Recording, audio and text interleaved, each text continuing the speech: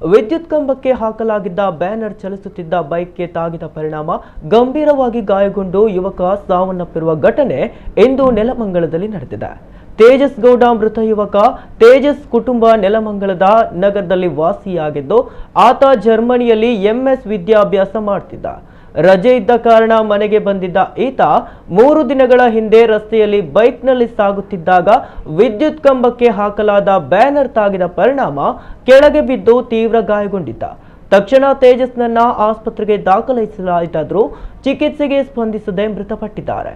ಮರಣೋತ್ತರ ಪರೀಕ್ಷೆಯ ನಂತರ ಕುಟುಂಬಕ್ಕೆ ಮೃತದೇಹವನ್ನು ಹಸ್ತಾಂತರಿಸಲಾಗಿದೆ.